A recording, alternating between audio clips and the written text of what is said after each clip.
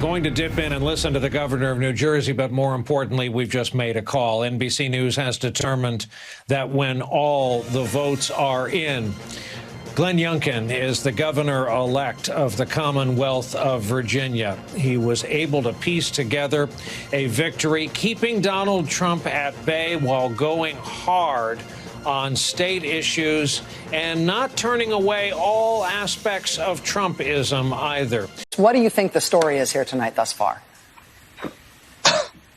The story is, I'm not going to call it a blowout because we don't have the final numbers, but I will tell you somebody in high up in McAuliffe's camp who was there with McAuliffe put it this way to me about an hour ago. It's a bloodbath. It was a bloodbath. That about sums up the night for the Democrats in Virginia and even in New Jersey, which is still too close to call.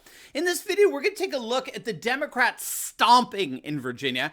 We're going to see the mainstream media have an absolute meltdown, and we're going to take a look at why so many are saying that a red wave is being replaced by a red tsunami for the 2022 midterms. You are not going to want to miss this. Greetings, everyone. Dr. Steve here with you. Great to be with you as always. And if you don't know, we are celebrating an anniversary week this week. Did you know that it was 5 years ago this very week I first uploaded to my YouTube channel, and look where we are now. And so in celebration of our 5-year anniversary, we're discounting the tickets to our upcoming Patriot Live event on November 12th and 13th by 40%. So if you missed out on our early bird special or our 50% sale, this is a great celebration you can take part in. Now, if you're new to our channel, this is the event all patriots should come to learn how to lead your family to freedom without sacrificing your beliefs, values, or God-given rights. It's a virtual conference, so you don't even have to leave the comfort of your own couch,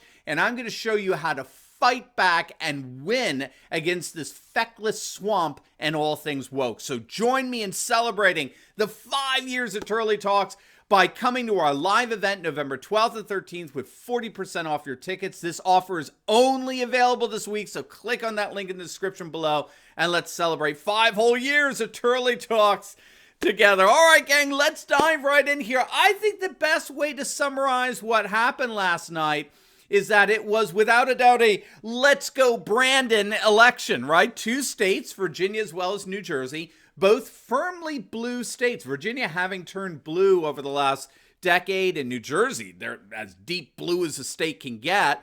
These 2 states had their gubernatorial elections last night, and to the utter shock of the left-wing activists disguised as journalists and our pundits and our media class, both states were crushed by the might of the new Patriot Republican Party. Now, as of the making of this video, we are still waiting on the results from New Jersey, where Republican Jack Ciattarelli is maintaining a small lead over the incumbent leftist governor Phil Murphy. Regardless of what happens in Jersey, this was an utter shock of an election. No one saw this coming, where a Democrat incumbent in a state known for its solid blue Democrat machinery would even come close to losing, but that's exactly what we're seeing as we speak. So we'll be keeping a close eye on that one, on how it turns out. But the real shockwave, the real political earthquake that's still being felt is the GOP blowout that happened in Virginia. The Republican Glenn Youngkin soundly defeated the pathetic Democrat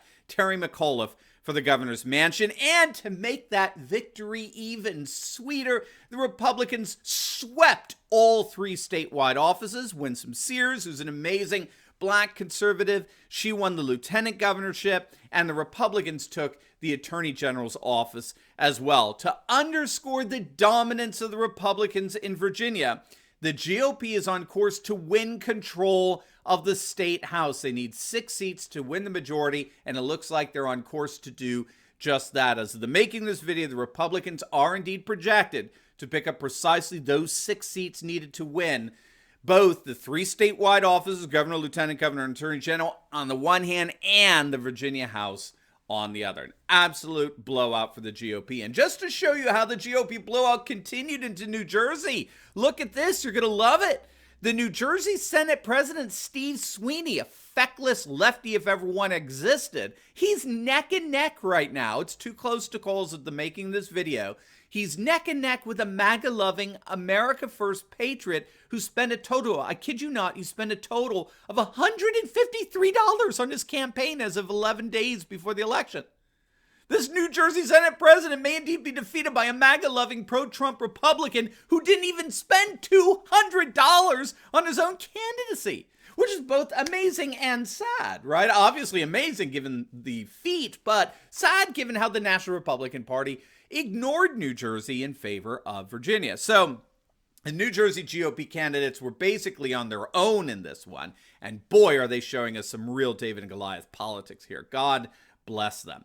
Back in Virginia, despite having Biden, Obama, and Kamala Harris coming out to campaign for him, Terry McAuliffe, who's perhaps the last relic from the Clinton years, went down in flames. He's a pathetic man who ran a pathetic campaign, and it looks like we're finally seeing the last of him. Now, to say no one saw this GOP blowout coming would be an understatement. Nate Silver and the swampy establishment pundits all have egg on their faces as of this morning.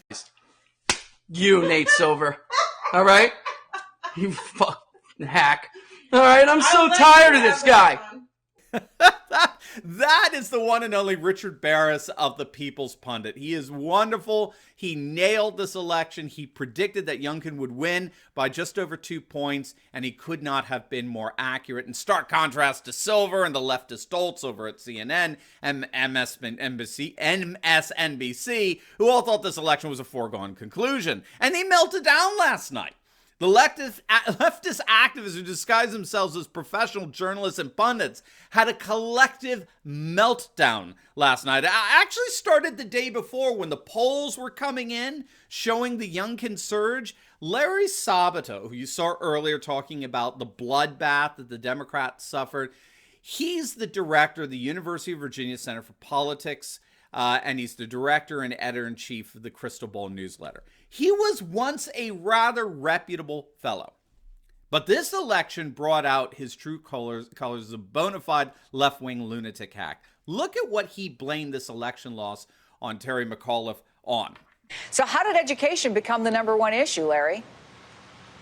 Because one of the candidates decided it was his ticket to the governor's mansion, and he may well be right. The operative word is not critical, and it's not theory. It's race. What a shock, huh? Race. That is what matters, and that's why it sticks. There's a lot of, we can call it white backlash, white resistance, whatever you want to call it. It has to do with race. And so we live in a post-factual era anyway, Chris. This is a post-factual era. It doesn't matter that it isn't taught in Virginia schools. It's this generalized attitude that whites are being put upon, and we've got to do something about it, we being white voters. So let me get this straight. Last night's victory for the new Patriot Party GOP was a white lash. It was disaffected white voters voting to protect themselves from all these non-whites, and that white lash gave us this. This is how absurd these leftists have become in the mainstream media. And he wasn't alone. Check this out from Nicole Wallace.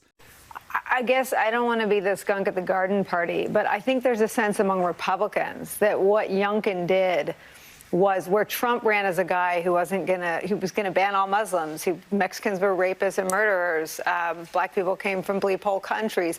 He was such an uncouth and flagrant, debased. There was no conversation about race under him. It was beneath even people who said they voted for him.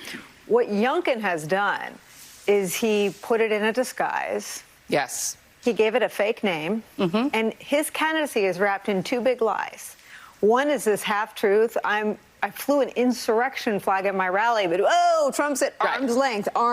There's Trump. Yep. And the second big lie is that I watched his rally last Saturday. His campaign promise, and he was making this promise in Loudoun and in Alexandria, is on day one, I'm going to ban critical race theory. That is like us banning the ghosts. Right. There are no ghosts. That's right. So we can say, you know what, 7 p.m. we're banning the ghosts. There are no ghosts. There isn't critical race theory talk. But what he's done is he's laundered Trump's really sort of disgusting, flagrant out racism. He's wrapped it in education, and he's given it a lie as a label. And they said he's going to ban it. There isn't any critical race there. It's a legal theory not taught in public schools in Virginia. It's so powerful.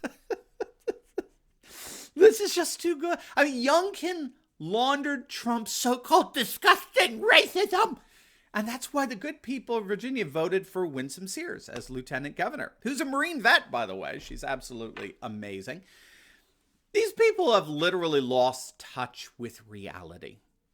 Unfortunately for these leftist hacks, many are pointing out that what happened last night was emphatically not a white lash. Last night was not a white lash. Last night was a woke lash.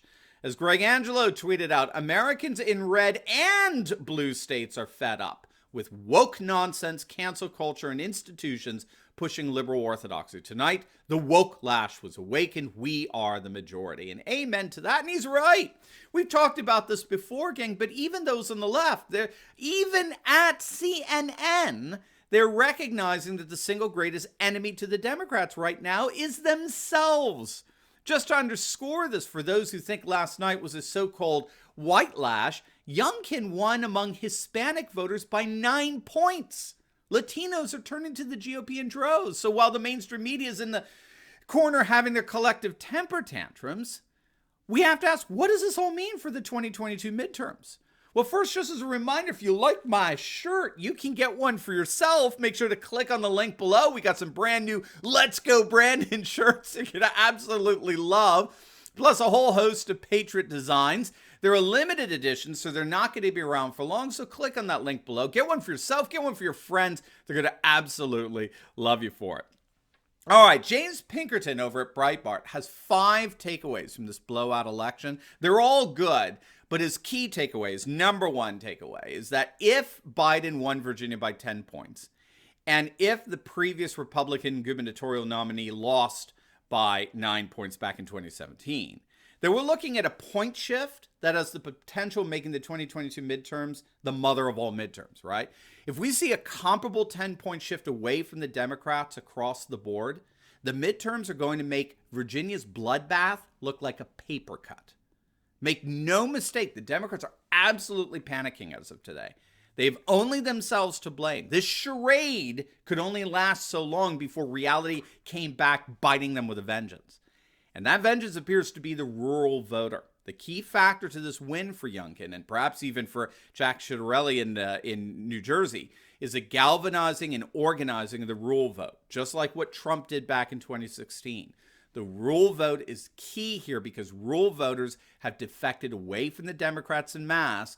And what we're seeing now is with Latino voters defecting as well, the GOP is uniting exurban voters with suburban voters to overwhelm the urban vote, which means the GOP indeed may be on its way, not just to a historic victory in 2022, but a massive reclamation of the White House in 2024 as well. Now, before we go, you will definitely want to check out my latest video on the amazing secret behind the Taliban's win. It actually has a lot to do, a lot of common factors with what happened last night. You're not going to want to miss that. So make sure to click on the link, and I'll see you over there. God bless.